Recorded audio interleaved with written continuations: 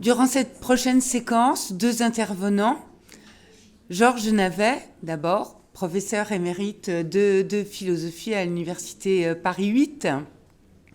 Puis ce sera Patrice Vermeuren, professeur émérite de philosophie à l'université Paris 8. Je vais d'abord donner la parole à Georges Navet, qui est bien connu pour tous ses travaux sur Proudhon, Leroux, Ballanche, mais il ne sera pas question de ce matin, mais des devisements du monde, une formulation d'Étienne, empruntée au livre Le maléfice de la vie à plusieurs. Et sans plus tarder, je donne la parole à Georges Navet. Oui. Simplement, ajoute quand même Quinet quand tu fais la liste des gens dont je me suis occupé. Oui, je tiens d'abord à remercier les organisatrices et les organisateurs, mais y a-t-il vraiment des organisateurs, hein, parce que bon... Comment ? Ah, quand même, d'accord. Bon, je tiens quand même donc à les remercier pour cet hommage auquel je suis, je dirais pas heureux, mais bon, en tout cas auquel je participe donc avec une certaine joie, disons. Alors, le dévisement du monde. Devisement est un terme d'usage peu courant en français, du moins en français moderne. Il n'est pas courant non plus sous la plume d'Étienne. Il apparaît, comme chacun le sait ici, dans le titre donné à la conclusion du maléfice de la vie à plusieurs, division et devisement, le tout au pluriel. Cette conclusion comporte deux parties. La première partie, donc les divisions du social, pourrait à elles seules, et sans problème, constituer la conclusion. Elle reprend, de manière classique, les thèses du livre. La deuxième partie, elle, précisément les devisements du monde, apporte du nouveau, un nouveau quelque peu inattendu. Bon, je cite Étienne, « À l'horreur de notre monde dit moderne, dans le donjon de Gênes, où il était retenu prisonnier en l'an de grâce 1298, un homme d'expérience dicte à son compagnon d'infortune le récit de ses voyages à travers l'Asie, de Constantinople à Pékin, d'Indochine en Inde et d'Inde aux côtes orientales de l'Afrique. » Donc c'est page 304 du livre. Cela sonne comme un début de récit. Une scène nous est proposée, une scène d'écriture. Un Vénitien, Marco Polo, raconte ses voyages. Un Pisan, Rustichello, rédige. Il rédige quoi ?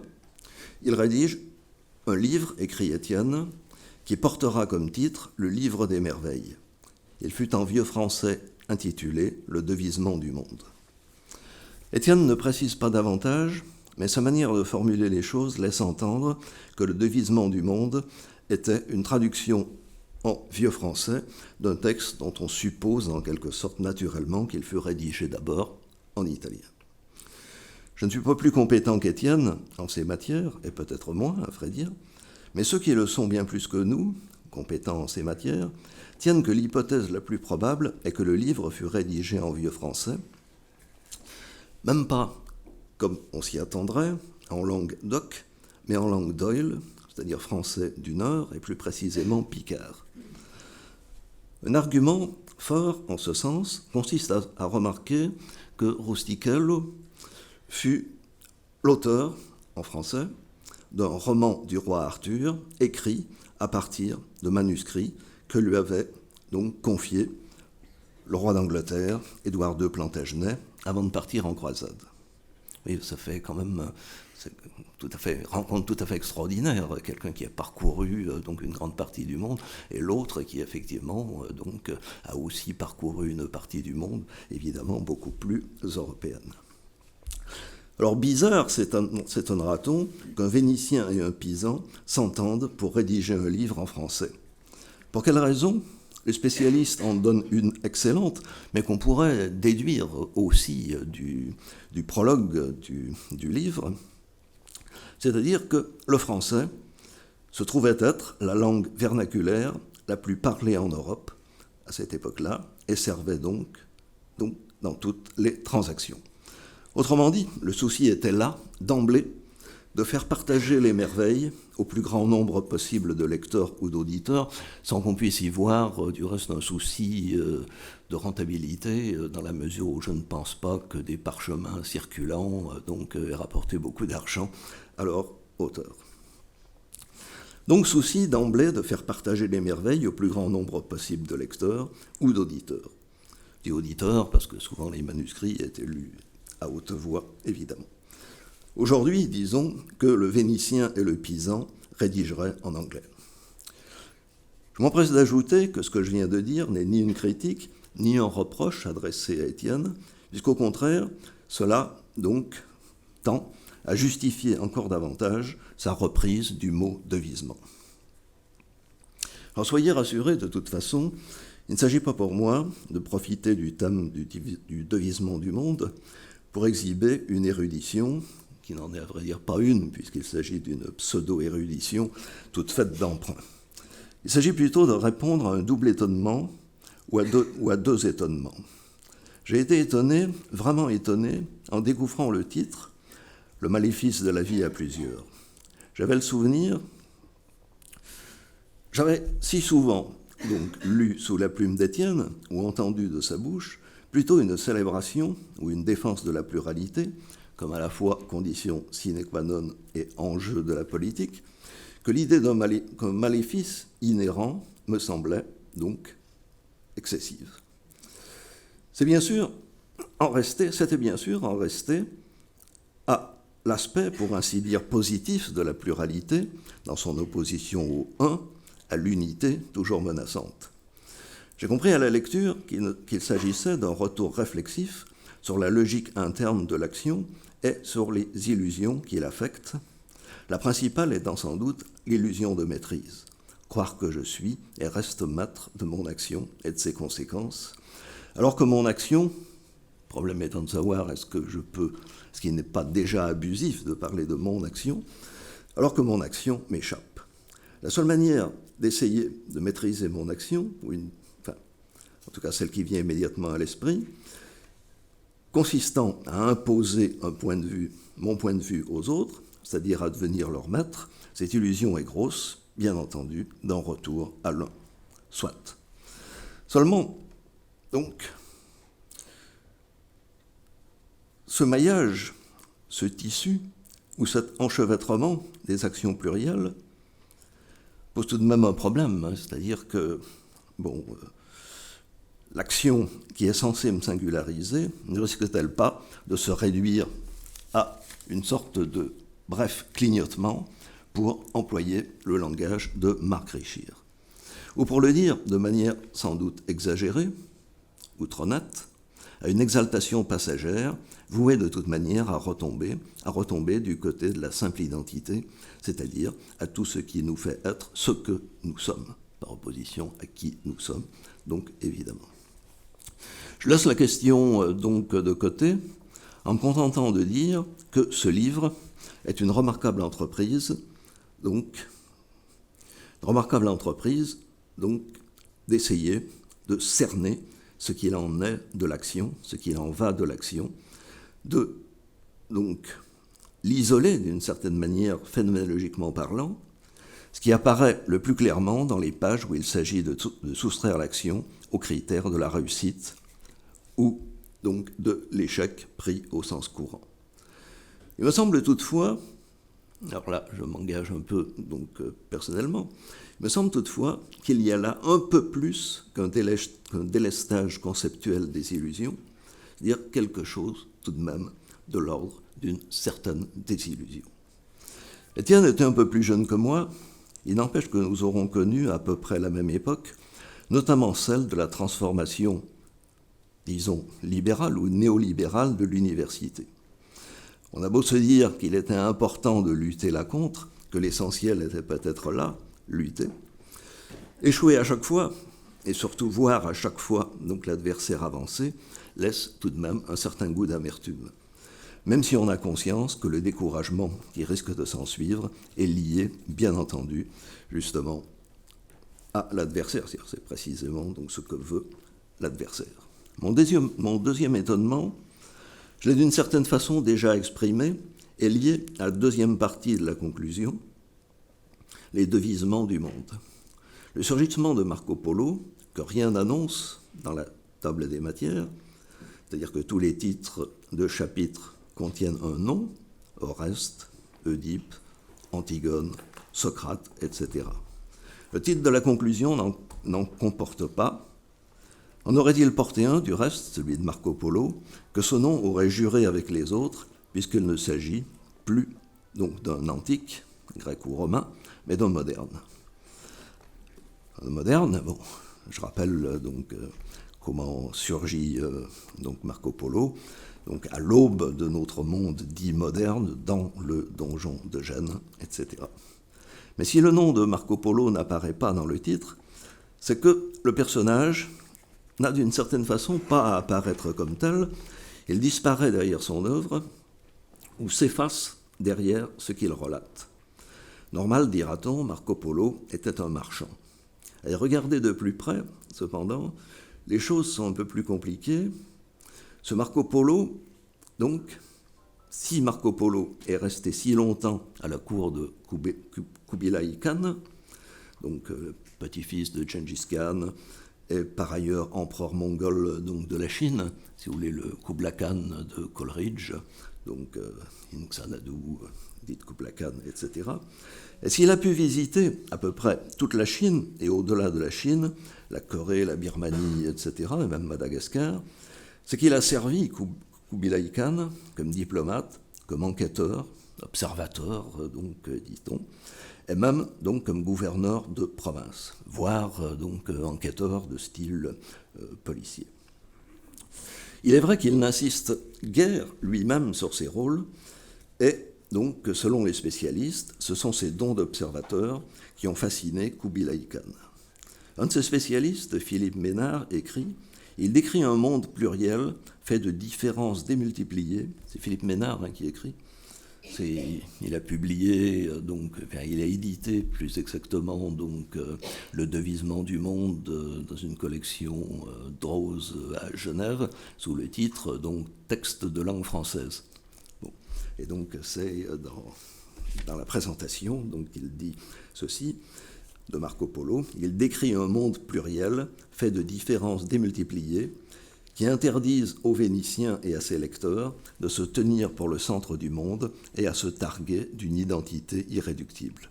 On jurerait que celui-là, donc Philippe Ménard, a lu Étienne s'il n'écrivait donc en 2009, c'est-à-dire 3 ans avant la parution du Maléfice. Un autre spécialiste, Pierre Racine, dit de Marco Polo qu'il ne porte jamais de jugement négatif sur ce qu'il voit. Et il y a effectivement chez Marco Polo une nette tendance à s'effacer derrière ce qu'il a vu, ou plus précisément à n'être plus que l'être émerveillé par ce qu'il voit et rapporte, émerveillement donc qui se répète ou se redouble dans l'acte de le raconter. Et un de ces leitmotifs, leitmotif de Marco Polo, et celui-ci, ça revient souvent effectivement, qui ne l'a pas vu ne pourrait le croire. Qui ne l'a pas vu ne pourrait le croire. Marco Polo s'efface derrière ce qu'il voit et relate, disais-je. Étienne va même un peu plus loin, puisque chez lui, Marco Polo va jusqu'à s'effacer derrière son titre, du reste pluralisé, puisque donc le devisement du monde devient les devisements du monde. Deviser, écrit Étienne, c'est s'entretenir aimablement. J'avoue que, spontanément, si j'avais eu à donner des exemples de devisement comme entretien aimable, j'aurais pensé à 2 scènes de film. Bon, je donne des scènes de film parce que sinon, il faudrait raconter une histoire et ce serait donc un peu trop long. La première se situe au début de La fille du puisatier de Marcel Pagnol. Assis près du puits qu'ils sont en train de creuser, le puisatier, Rému, et son adjoint, Fernandel, devisent, effectivement, parlent de choses et d'autres, sans que ce qu'ils disent ait un rapport quelconque avec l'intrigue. C'est une sorte de pur moment donc d'humanité. La deuxième scène vient du film de Ford, Les Deux Cavaliers, donc To Ride Together. L'officier de cavalerie, Richard Widmark, et le shérif roteur, disons, James Stewart, en route pour le fort qu'ils doivent rejoindre, s'arrêtent près d'une rivière et ils devisent, sans que là non plus, ça ait quoi que ce soit à voir avec donc l'intrigue du film. Et pourtant, on est dans un western, c'est une manière de casser effectivement donc l'intrigue. Ils devisent, ils parlent de choses et d'autres. Et là aussi, on a affaire à une sorte de pur moment d'humanité. J'ai dit dans les deux cas, parle de choses et d'autres. Étienne, lui, précise. Le devisement, dit-il, est certes une aimable relation, mais c'est avant tout l'aimable relation des divisions. Et il nous apprend, il m'apprend en tout cas, que deviser vient du latin devisare, qui provient lui-même du verbe, plus classique, devidere, partager, répartir. Le devisement du monde procède de sa division, du fait qu'il n'y a de monde qu'en raison d'une pluralité de mondes. S'agit-il alors simplement donc de contempler cette pluralité ? Non, parce que, je cite Étienne, le devisement, aimable entretien du monde avec d'autres, procède aussi à la recomposition des mondes divisés. Recomposer n'est pas rassembler, encore moins unifier.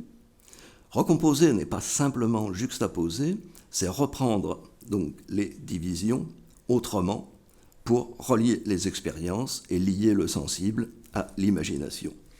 Je cite encore, « Ainsi se tisse un monde qui inter homines est, un monde indéfini d'entretien qui interest, au plus loin des intérêts économiques, confessionnels ou nationaux par lesquels donc le même monde est divisé.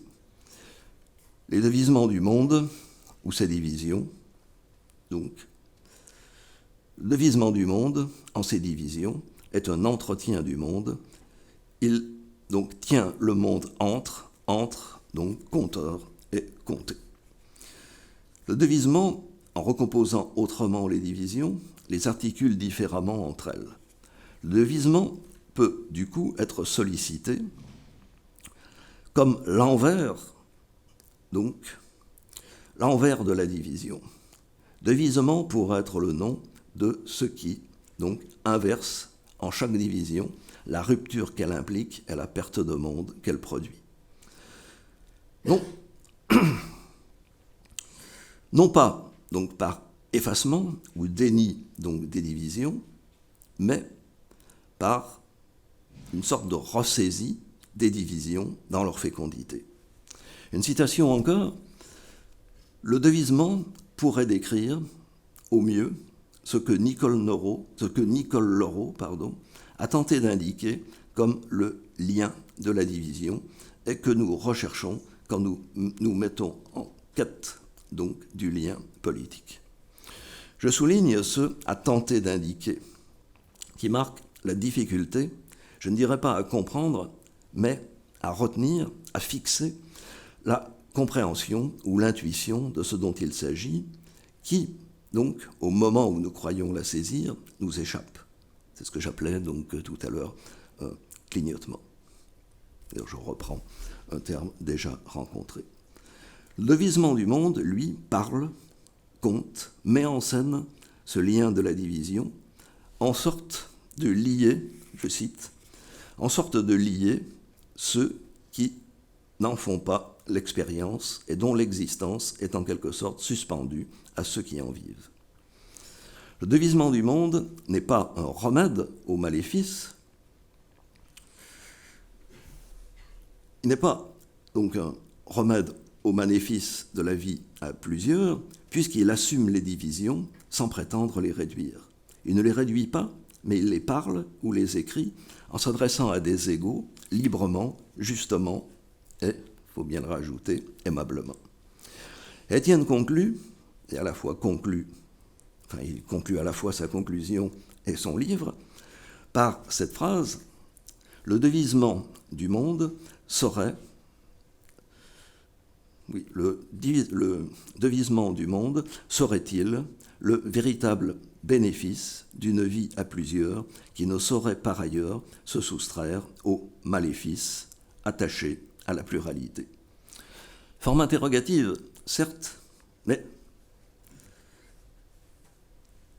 il y a là tout de même, sinon un renversement, du moins une esquisse de renversement du maléfice en bénéfice. Le mot bénéfice, il n'est pas souvent employé, et peut-être même jamais, donc dans le livre. On serait tenté de dire que le bénéfice, ou le bonheur, d'une certaine manière, lié au devisement, provient du fait qu'on a échappé ainsi à la politique dans ce qu'elle a de déprimant. C'est pas moi qui ajoute le mot déprimant, je le reprends au texte d'Étienne. Eh bien, pas du tout. Le devisement, nous dit Étienne, est une politique de l'entreconnaissance, de l'entretien, donc, oui, de l'entretien. C'est-à-dire, on pourrait se risquer à dire une politique apaisée et apaisante. Une politique apaisée et apaisante, d'abord parce qu'elle a lieu entre amis, donc entre égaux, qu'il ne s'agit pas de tromper et avec lesquels on ne ruse pas. Le livre de Marco Polo commence par un prologue où il affirme son honnêteté, c'est-à-dire de ne dépeindre que ce qu'il a vu et avertir chaque fois qu'il rapportera quelque chose dont il a simplement entendu parler. La relation avec l'ami se répercute dans la relation avec le lecteur présupposé, c'est-à-dire le lecteur est présupposé être un lecteur amical. Et il s'agit bien de partager avec lui, de partager un émerveillement. Une politique donc apaisée et apaisante ensuite, parce que tout en ayant une dimension politique, le devisement ne relève pas de la politique ou de l'action à proprement parler. Il ne rencontre pas d'adversaire et surtout, il est lié à un repos, à une pause, à un retrait, je n'ose pas dire une mise entre parenthèses, en tout cas, une pause, un retrait, hors de la vie courante, hors aussi donc de l'action. Étienne écrit de Marco Polo que donc, le voyageur se repose après donc, un quart de siècle de vagabondage, 26 ans donc à vrai dire. Un repos forcé, certes, il est en prison, mais un repos tout de même. Un repos, une pause, un retrait, qui de plus viennent après l'activité ou le spectacle, ou même éventuellement l'action, que l'on se remémore et dont on fait part. Une politique apaisée et apaisante, enfin, parce que le devisement ne relève pas de l'ordre conceptuel. Le devisement peut parler du lieu de la division, le mettre en œuvre, le mettre en scène, sans avoir besoin de le conceptualiser ou de le penser, c'est-à-dire sans avoir à s'affronter au clignotement dont j'ai parlé tout à l'heure. Tout cela fait du diviseur un auteur plus qu'un acteur, et il n'est acteur qu'à travers ce dont il est l'auteur. Comme auteur, il est bien plus maître de son œuvre que donc l'acteur ne l'est de son action. Bien sûr, son œuvre, donc devenue livre, pourra produire des effets inattendus, imprévisibles, mais, sauf cas extrême, il peut s'en désintéresser, alors que l'acteur ne peut se désintéresser des effets de son action, sauf dans le cas limite qu'Arendt illustre par la figure d'Achille. Là, je cite Étienne citant Arendt. L'homme, donc,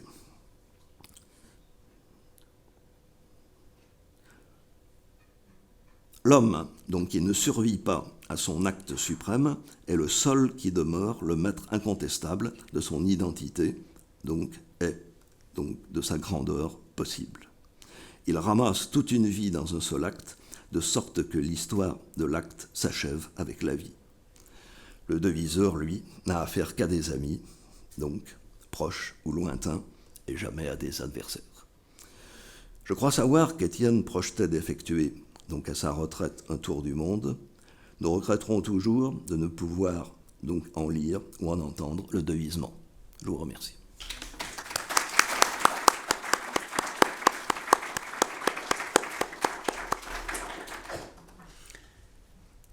Merci Georges Navet. Nous allons maintenant écouter Patrice Vermeuren, là encore reconnu pour ses travaux sur Cousin, Jouffroy, mais aussi sur ses innombrables publications en espagnol, réalisées avec des latino-américains. Et si tout à l'heure il a été question des amitiés transfrontalières entre Étienne et Haïti, cette fois-ci, et loin des chemins de Marco Polo, nous allons descendre vers l'Amérique latine pour écouter donc Patrice Vermeuren, dont le titre de la communication est « Qui je suis ne peut que paraître aux autres comme à moi-même ». Tassin en Amérique du Sud. Bon, merci beaucoup aux organisateurs de cette manifestation. Dans les tirés à part que m'avait offert Étienne, je tombe sur cet article « Un monde acosmique, mesure du monde et deux mesures de la politique », revue Époquet numéro 5, La démesure, Grenoble, Millon, février 95, page 186-209. Avec cette dédicace donc manuscrite, à Patrice Vermeuren, un peu de piquant dans le pisco sourd. Il faut savoir qu'à l'époque, et depuis quelques années auparavant, nous constituions, Étienne et moi avec Stéphane Doyer, un trio qui circulait chaque année au Chili, d'abord sous la dictature militaire et à l'invitation des philosophes de Santiago et de Valparaiso, exclus pour la plupart de leur université, et confinés dans des espaces surveillés, comme par exemple l'Académie de l'humanisme chrétien, 2 salles sombres dans le petit immeuble des syndicats chrétiens à l'ombre de la cathédrale de Santiago et de la Vicaria de la Solidaridad. Nous étions logés soit à l'hôtel Don Tito, tenu par un ami antipinochetiste de Rodrigo Alvaillard, ou chez les Chiliens, dans une hospitalité sans condition. Pas de chauffage, par manque d'argent, en plein hiver, mais nous avions droit, comme Français frileux, au moment du repas, à la proximité des una estufa, marchands au pétrole, qui ne chauffaient que la moitié du corps, et de plus, comme cela sentait mauvais, il fallait ouvrir la fenêtre, donc la seule solution pour nous réchauffer, c'était de boire un pisco. D'où la dédicace d'Étienne. Et au moment de la chute de Pinochet, nous étions allés jusqu'à Chiliane, au centre du Chili, en 4x4, sous une pluie battante, avec Christian Gazmouri, qui avait soutenu l'année précédente son doctorat d'histoire sur 1848 au Chili, avec Agulon. Et donc, après l'épreuve de sa thèse, il avait pensé, Christian Gazmouri, passer une dernière semaine tranquille à flâner à Paris, mais on nous avait prévenu par téléphone de Santiago que la police était venue plusieurs fois demander par quel avion il rentrait pour l'interroger sur sa participation à une revue dont les directeurs étaient condamnés à dormir chaque soir en prison. Donc nous avions alors invité Christian à la réunion du Collège international de philosophie naissant avec Stéphane, et Derrida lui avait dit que s'il voulait rester en France, nous prendrions soin de lui. Mais Christian Gazmouri préférait rentrer.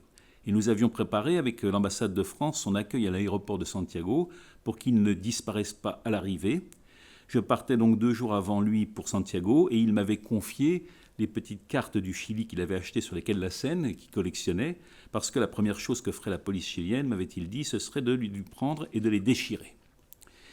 C'est le même Christian Gazmouri qui nous accompagnait tous les 3 plus tard à Chiliane, un jour d'orage, pour célébrer par des conférences de philosophie la fin de la dictature militaire. Et je me souviens d'une anecdote, Chiliane étant la capitale de la chapellerie, nous avions voulu acheter tous les 3, Stéphane, Étienne et moi, un feutre taupé dans une fabrique au nom prédestiné aux 1000 chapeaux. Mais aucun chapeau ne convenait à ma propre tête. Et donc l'employé me dit alors, qu'à cela ne tienne, seigneur, je vais vous en faire un sur mesure. Et Étienne m'avait définitivement classé dans la catégorie des monstres macrocéphales. Je me souviens aussi que le soir, nous avions dîné debout d'un asado, cuit à même le sol, et que nous nous étions arrêtés au retour au terme de Chiliane, que nous nous étions baignés tous 4, Étienne, Stéphane, Christian et moi, dans une eau chaude, au pied du volcan Nevado de Chiliane, et au milieu des neiges et des condors qui peuplent cette vallée des Andes. Et je rapporte ces anecdotes parce qu'elles indiquent comment, chez Étienne, la philosophie était inséparable de la vie. Elle était un combat, mais elle était aussi un hymne à la vie. Elle était aussi une affirmation à la vie. Comme l'a écrit Scherrer à propos de Deleuze, nul plus que lui n'a su vivre philosophiquement et jusqu'à l'extrême limite. Et en réalité, lorsque nous étions au Chili, nous menions une existence de philosophes laborieux et nomades, nous croisant dans les rues de Santiago ou sur la route de Valparaiso, matin, midi et soir, parce que nous donnions toute la journée à tour de rôle et successivement des cours et des conférences dans toutes les universités où nos amis chiliens faisaient des professeurs taxis pour gagner maigrement leur pain quotidien. Comme si, finalement, l'action philosophique en commun et en excès pouvait changer le monde. Comme si la scène que nous reconstruisions sans cesse avec eux était une manière d'œuvrer philosophiquement au retour à la démocratie. En tout cas, nous en étions convaincus. Et lorsque nous n'étions plus à Santiago, c'étaient les Chiliens qui venaient à Paris, logeant chez nous, mais avec du chauffage, faisant des cours et des conférences partout. Et je me souviens par exemple d'avoir annoncé à mes enfants que nous allions héberger Rodrigo Alvayay, un philosophe chilien qui ressemblait un peu à Cochise, et Pauline, que vous connaissez, qui était toute petite, m'avait dit « Papa, est-ce qu'il a une plume ?» Je me souviens aussi qu'un jour, au sortir de l'école, mes enfants Pauline et Hugo me demandaient s'il fallait avoir peur des étrangers, parce que l'écho de la propagande lepéniste était arrivé jusque dans la cour de l'école de l'impasse Guéméné, et je leur avais répondu ceci. Mais qui c'est les étrangers? Vous les connaissez, c'est Humberto Geni, c'est Marcos García de la Huerta, c'est Carlos Ruiz, qui sont venus dormir à la maison, et que vous êtes si heureux de recevoir. Et donc ils étaient repartis à l'école avec leur réponse, nous les Vermeuren, on aime beaucoup les étrangers. Je sais que chez Tassin, c'était la même chose avec Louise et avec Jean, quand il recevait Gabriel Sanueza. Gabriel Sanueza qui avait fait sa thèse avec Canguilhem, qui lui avait proposé à l'annonce du coup d'État et de son exclusion de l'université, de lui trouver un accueil au CNRS, mais Sanueza avait refusé parce qu'il avait beaucoup d'enfants et ne croyait pas que la dictature allait durer. C'était la même chose avec Marcos García de la Huerta, qui était très ami avec la famille Tassin. C'était aussi la même chose chez Doyer avec Bérénice et Simon. Le Chili, donc, auquel nous sommes toujours restés fidèles, nous a ouvert bientôt la porte de l'Argentine. En témoigne par exemple la dédicace de son dernier livre publié de son vivant, Le Maléfice de la vie à plusieurs, qui comporte un chapitre Giges et les Invisibles, où les disparus de la dictature militaire en Argentine permettent à Étienne de penser les disparus des sociétés démocratiques et l'invisibilisation des clandestins en Europe. Donc, la dédicace de ce dernier livre était la suivante. Pour Patrice, en fidèle amitié, Malbec, Étienne. Je rappelle que Malbec est un vin argentin. Puis de l'Uruguay, de la Colombie, du Venezuela, du Mexique, et nous avons aussi noué avec les Haïtiens des liens forts dont la présence ici d'un certain nombre de Haïtiens témoigne. Nous n'aurions pas philosophé de la même manière sans eux. Tassin, le latino-américain, je dirais plutôt mondial, parce qu'il nous était venu à propos de faire cette réflexion. Comme dirait Tassin, c'est mondial. Et il est vrai que parmi nous, c'est lui qui avait tracé une réflexion originale à partir de ses lectures de la phénoménologie de Hannah Arendt sur le monde. Au Chili, il aura profondément marqué la pensée post-dictatoriale en déployant un dispositif spéculatif original dont l'architecture reposait sur 3 concepts. Outre le monde, le concept d'action et le concept de commun. En témoigne par exemple sa contribution au volume Philosophia Francesa de Hoy, de Rodrigo Alvayay, Georges Navet et Carlos Ruiz, paru en 1996 chez Dolmen, au milieu de textes de Miguel Amansour, de Alain Badiou, de Jean-Louis et Martine Deshottes, de Stéphane Doyer, de Geneviève Fraisse, de Martine Lebovici, de Jacques Poulain, de Georges Navet et de moi-même, auxquels il faut ajouter Arnaud Berthoud et Roger Friedman. Et je cite cette liste parce qu'elle correspond exactement à quelques omissions près: François Laruelle, Francine Markovitz, André Pessel, Monique David Ménard, Michel Thor, Patrick Vaudet, aux membres français de ce réseau philosophique franco-chilien. La contribution de Tassin, faite le 6 juillet 1990 au Centre de Estudios Humanísticos de la Universidad de Chile, alors que donc on sort à peine de la dictature militaire, elle a pour titre ceci: La visibilidad de la acción política. Et elle a pour référence Hannah Arendt et Merleau-Ponty. Et il écrit, Étienne, El principio de igualdad permanece vacío si no hay una acción que lo manifieste, si no hay una igualdad en acto que se expone públicamente en las acciones que se llevan a cabo al interior de la sociedad en vistas a ella. Una sociedad democrática, diremos, es menos entonces una sociedad igualitaria que transforma la igualdad en una obra que se trata de producir técnicamente incluso a través de medios que no son igualitarios que una sociedad de igualdad en acto. Autrement dit, une société démocratique, c'est une société d'égalité en acte. Et quant à la question du monde, je me souviens qu'il a dirigé à cette époque un numéro des Cahiers de philosophie en 1992, Le monde de la phénoménologie à la politique. L'énigme initiale, donc, pour Étienne Tassin, c'était celle de la pensée de l'être humain du monde, c'est-à-dire qu'il soit avant tout commun, déployant la question du monde sur le registre de ses enjeux pratiques. Elle invite à une compréhension politique du monde dans la perspective du vivre ensemble et à une inscription de la communauté politique dans l'horizon du monde commun. Et déjà, il posait la problématique féconde qu'il développera 30 ans plus tard dans Un monde commun. Je cite, « En mettant en avant la question du monde, il s'agit à la fois d'interroger la démarche phénoménologique dans ses modalités en la rappelant au sol de l'expérience commune sur laquelle se décide la possibilité du monde commun et d'interroger le mode d'être politique du vivre ensemble en le rappelant à l'horizon qui lui donne sens du simple rapport de force ou de la seule revendication des vertus d'un agir communicationnel. » Autrement dit, ça veut dire une chose, ça veut dire ni Carl Schmitt, qui réduit la politique à n'être qu'une guerre, où il faut identifier et anéantir l'ennemi, ni Jürgen Habermas, qui réduit la politique à une paix, pour qui il s'agit de formuler les règles du discours pour arriver au consensus, ni Carl Schmitt, ni Jürgen Habermas, mais Hannah Arendt, pour laquelle le domaine politique est un espace public, sous condition que la liberté de parole et d'action trouve à s'accomplir dans un monde commun. Monde humain parce que commun, nous voici donc reconduits à l'article qu'il m'avait dédicacé en 1995, l'action étant vouée à la démesure par essence du fait qu'elle introduit l'illimitation des rapports qui lient les êtres selon la loi du conflit. La question politique par excellence, c'est la question de la mesure, c'est-à-dire la question du lien politique proprement humain, trait existentiel qui est aussi lié à l'aliénation du monde, l'acosmisme existentiel de l'agir humain, qui se dépasse dans l'institution d'un domaine politique propice à l'avènement d'un monde commun, s'inverse à l'époque dite moderne en politique cosmique, dans la logique destructrice de domination totale et dans l'aliénation du monde. De quoi Étienne parlait-il au Chili ? Il parlait de ce dont il parlait en France, ou de ce dont il parlait en Tchécoslovaquie ou ailleurs. Il éprouvait le besoin de se déplacer pour mettre à l'épreuve sa pensée, pour la confronter au réel d'un monde humain à construire, qui ne pouvait être qu'un monde en acte, pensé et construit en commun. Il était un peu plus jeune que moi, et quand je lui disais qu'il n'avait pas fait mai 68, il me répondait que cela lui avait épargné les illusions marxisto-maoïstes par lesquelles ma génération était passée. Nous avions été, comme l'a rappelé Stéphane, des professeurs de philosophie en école normale d'instituteurs.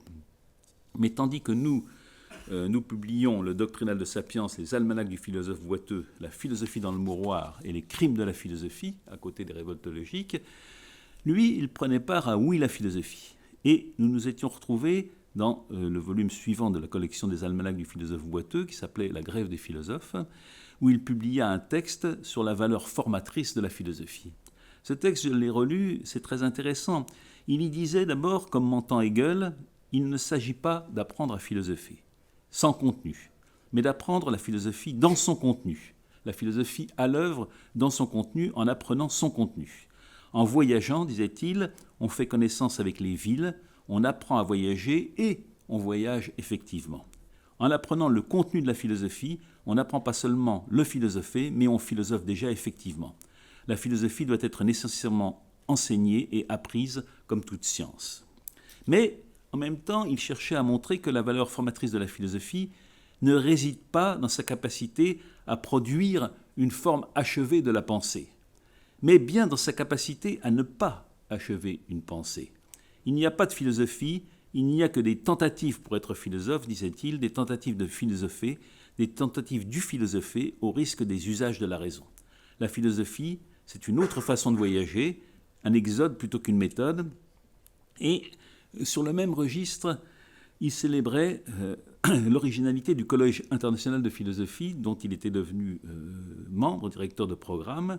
Je pense à un texte d'entretien de ligne, octobre 1998. Pourquoi est-ce que le Collège international de philosophie l'intéressait ? D'abord parce qu'il avait accordé un statut de chercheur à des enseignants du second degré. Ensuite parce qu'il avait favorisé le lien des enseignants et des chercheurs de province avec ce qui se faisait à Paris. Et enfin, pour son ouverture à l'international. Il dit Il faut souligner que le Collège international de philosophie ne passait pas par la médiation des universitaires ou des sociétés de philosophie, mais qu'il était capable d'entrer en relation à l'étranger, avec des individus qui étaient dans la même situation que ceux auxquels il s'intéressait en France. Et cette tentative de réaliser le grand écart entre le plus petit professeur de province avec le plus éminent chercheur de je ne sais quelle université étrangère était très remarquable et suffirait à caractériser le collège. Je me suis pour ma part, disait-il, intéressé aux relations avec l'Amérique latine. Il est assez extraordinaire de voir tous les liens qui se sont tissés et qui, contrairement à ce qu'on peut dire, ont été extrêmement productifs. Il est vrai que cela ne s'est pas fait sur les registres de l'académie, sur les registres de l'institution, sur les registres de la reconnaissance universitaire. Et c'est pourquoi cela a pu être resté ou discret ou obscur. Et le collège, disait-il, a représenté pour moi cela, la possibilité de faire de la philosophie hors du jeu de la reconnaissance, ce qui est la condition, disait-il, d'une philosophie intéressante et innovante. Il ajoutait encore ceci, que le collège aura participé de deux principes, le principe d'une philosophie hors de soi, c'est-à-dire non pas la philosophie qui se pratique à l'intérieur de l'institution comme une discipline académique, mais celle qui s'invente, y compris depuis des lieux qui n'ont rien de philosophique. Et puis, outre une philosophie hors de soi, le collège, c'était une philosophie en commun, parce que la philosophie n'est pas nécessairement, disait-il, une activité solipsiste et que sa pratique peut gagner à s'exercer avec d'autres. La dernière fois que je l'ai vu, comme si un pressentiment m'avait prévenu que c'était le moment de le faire, je lui ai dit mon admiration pour son action à Calais. Et que le mot me venait à la bouche comme en écho du texte de Derrida, « Admiration de Nelson Mandela ». Comme on n'avait pas l'habitude de se célébrer les uns les autres entre nous, je me souviens qu'il était resté comme ça interdit, quoi. Bon. En tout cas, il y a à mes yeux, dans ses voyages au Chili, comme dans ceux qu'il faisait dans la jungle de Calais, la même inspiration philosophique.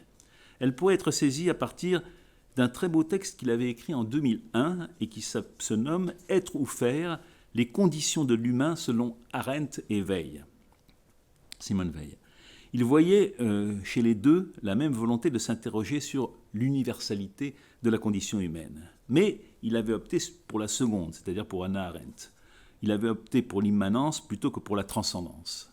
Et l'action politique est la seule activité en mesure de relever, disait-il, le défi de la cosmis.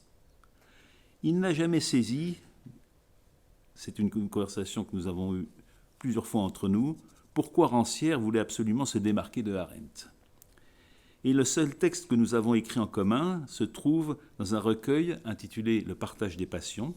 C'était un recueil issu d'un colloque que nous avions organisé à Orléans en 1992. Et ce texte porte sur Félix Cantagrel, sur son livre « Le fou du Palais Royal », qui met en scène Charles Fourier, qui avait été réédité dans le corpus des œuvres philosophiques de langue française. Et les dernières lignes de ce texte sont de lui.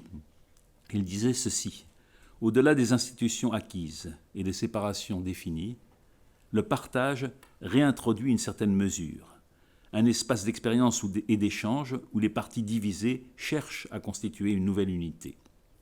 Avec le partage des passions se trouve posée la question du commun et de la communauté.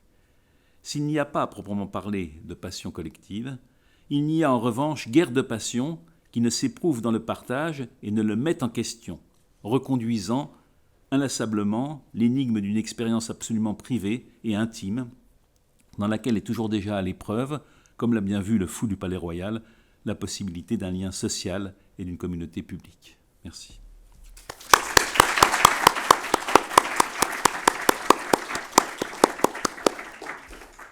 Merci à Georges Navet et à Patrice Vermeuren qui nous ont montré un Étienne à travers le monde, en Haïti, en Tchécoslovaquie, Patrice l'a rappelé, en Amérique latine, et puis finalement empruntant à Marco Polo et anticipant d'une certaine manière ce tour du monde qu'il n'a pas eu le temps de faire, et donnant ainsi, me semble-t-il, à sa conception de la philosophie et de l'action, à la fois une tonalité tout à fait originale qui distingue, et pour toujours me semble-t-il, Étienne d'autres philosophes.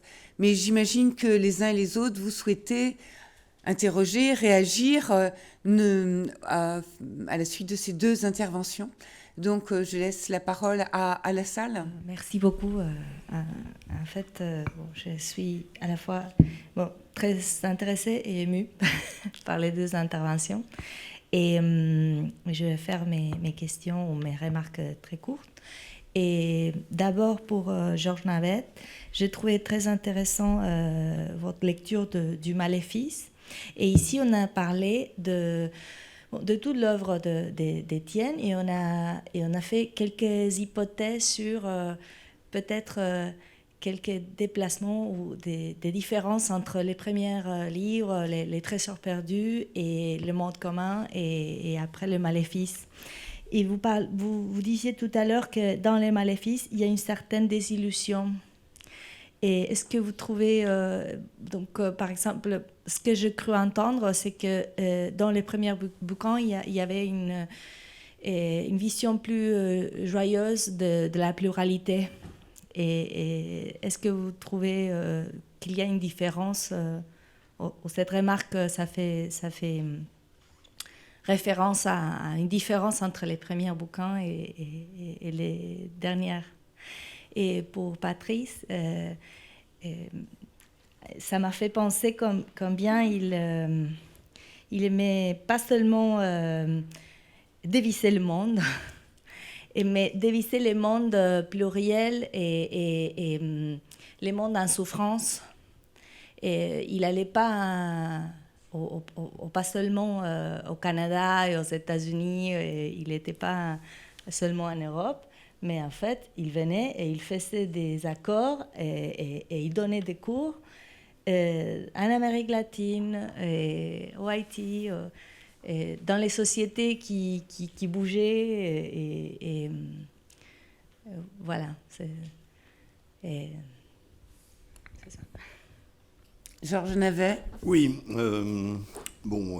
j'ai bien dit que c'était le titre qui m'avait donc étonné, avant que je comprenne qu'il s'agissait toujours, à vrai dire, du même problème. Il y a une natte, de ce point de vue-là, la cohérence de bout en bout de l'œuvre d'Étienne me semble donc tout à fait parfaite, sauf que tout se passe comme s'il y avait donc une sorte de changement d'angle.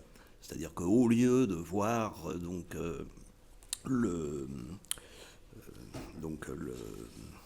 l'action dans son caractère, dans le caractère qu'elle a contre l'un en général, etc. C'était ça qu'il y avait d'exaltant, etc. Puisque l'un, bien sûr, c'était d'abord le système totalitaire, etc. Mais bon, vous voyez aussi ce poindre le un donc ailleurs. Il y a effectivement toujours ce danger. Simplement, il y a donc une sorte de pivotement du regard dans donc le Maléfice, cette fois, c'est l'action elle-même, sa logique inhérente, etc., qui est interrogée. Alors, du même coup, ce qui pouvait paraître donc tout à fait exaltant dans le Trésor perdu, l'est beaucoup moins donc, quand on lit le Maléfice. Cela dit, j'ai dit aussi, et là je retombe un peu sur l'exposé de Patrice, que Étienne était un peu plus jeune que moi.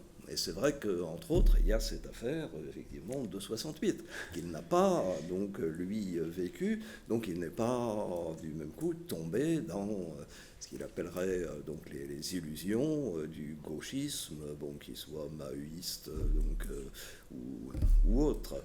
Et là, peut-être que, du même coup, la dimension d'au moins relative des illusions, entendons-nous, j'entends pas par désillusion, donc un découragement total, etc. Parce qu'au contraire, ce qu'explique donc Étienne, c'est que si on peut parler donc de réussite d'une révolution alors même donc qu'elle a complètement échoué, c'est situé dans le simple fait qu'elle a été effectivement une action. Là, effectivement. Mais donc pas au sens de découragement, mais peut-être que effectivement la désillusion, c'est peut-être davantage la mienne que la sienne.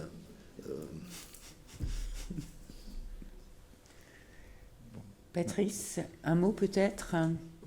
Enfin, je pense que sur ces voyages, il aura toujours eu un choix qui était d'aller justement vers les gens qui n'étaient pas installés. La Tchécoslovaquie, c'est pareil. Je veux dire, c'est quand même quelque chose qui est l'organisation de cours plus ou moins clandestin, etc., quoi. Donc il y a chez lui une forme de rapport aux institutions qui est tout à fait intéressant et admirable, parce que Étienne, c'est quand même le professeur de philosophie dans cette sorte de perfection que cet homme, comme on l'a encore vu sur les bandes qui sont passées dans le colloque, où donc avait une capacité de faire court, d'expliquer totalement brillante, totalement bon, et en même temps, je ne l'ai jamais vu être du côté du manche, je ne l'ai jamais vu être du côté de l'institution au sens où il chercherait à faire carrière. Je dirais même que sa carrière est plutôt accidentelle. C'est par exemple la rencontre de Miguel Amansour qui le pousse à devenir professeur d'université. Bon, donc je veux dire, il y a quelque chose chez lui comme une sorte de cohérence qui est un choix, une position, quoi, qui consiste à penser que la philosophie et l'enseignement de la philosophie, c'est quelque chose qui, d'une manière nécessaire, est perpétuellement un combat, se situe du côté de tous qui cherchent à penser quelque chose et n'est pas une affaire de philosophie ou d'académie, quoi. Et peut-être pourrait-on ajouter que le choix de venir ici, dans cette université, est très symptomatique, puisque précisément, il n'y a pas d'UFR de philosophie à Paris Diderot. Et que donc, la place, la circulation de la philosophie dans cette université est tout autre que s'il y avait eu une UFR en bonne et due forme. Et ça me semble tout à fait remarquable. Et la manière aussi dont Étienne, au sein de cette université, a fait circuler la philosophie en nouant des liens avec, je ne sais pas, des anglicistes, des littéraires, pour finalement permettre, au-delà des expressions convenues d'interdisciplinarité, de pluridisciplinarité, de nouer des dialogues tout à fait intéressants qui permettaient, je pense notamment à un travail qu'il a fait avec les personnes de l'UFR d'études anglophones, un travail tout à fait intéressant sur l'esclavage en Amérique du Nord, mais aussi en Haïti. Ajoutons qu'une université s'appelant Denis Diderot, c'était un point d'attraction considérable, bien sûr. Et malheureusement, nous allons perdre ce nom. Ah bon? Oui. Mais oui.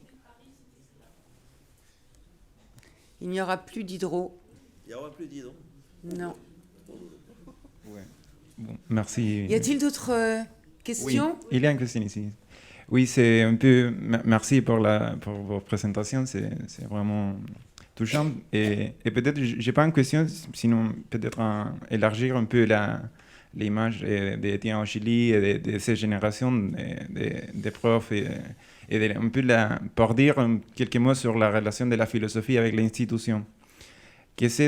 Toujours, c'est un problème. On avait parlé hier de les rapports entre la philosophie et la sociologie, la manière dont Étienne peut traverser entre les deux, entre l'anthropologie. Et toute la critique aussi à l'institution, c'est toujours une chose que c'est très, très contextuel. Et l'expérience chilienne de l'institution de la philosophie, on a vu parfois que les profs et ces générations, surtout de la philopolitique, est né un peu dans la clandestinité, est né dans la lutte contre la dictature et sur les risques de la mort. Et c'est une génération de profs que, par exemple, je travaillais avec Cecilia Sanchez en l'Université d'Humanismo Cristiano, que Patrice a parlé un petit peu. Et cette université-là, il n'y a pas un